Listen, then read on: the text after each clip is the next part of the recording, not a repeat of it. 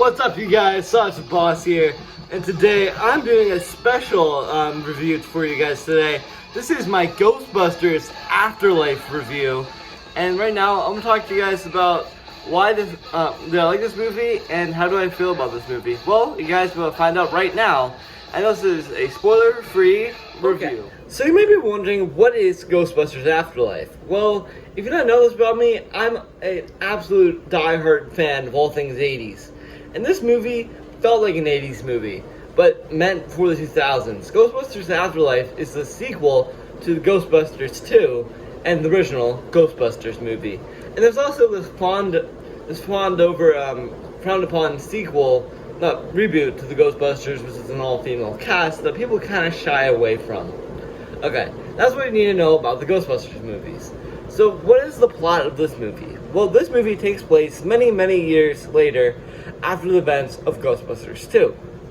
This movie gonna see a family who travels all the way through a small town to Summersville.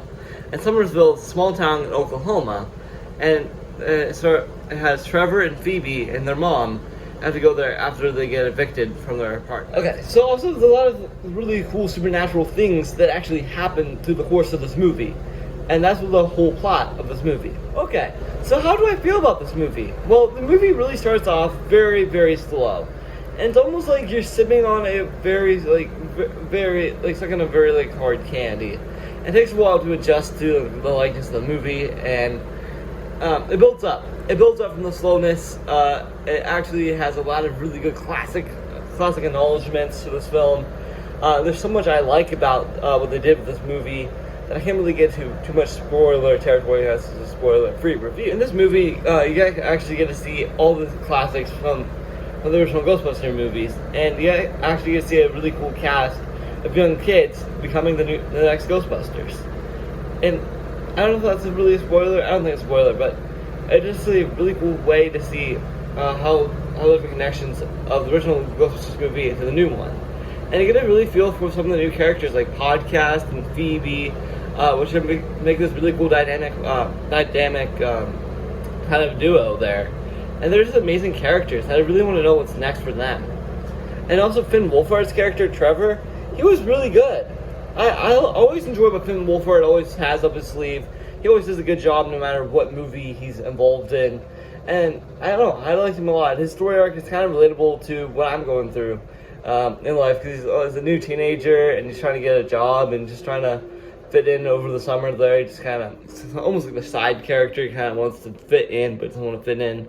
That's when Wolfhard. I thought the mom was pretty alright. I forgot to mention Paul Rudd's in there. Actually threw in some amazing 80s references to classic horror movies like Chucky and Kojo. But another thing I thought I really like about him, it reminds me of the guy from Stranger Things.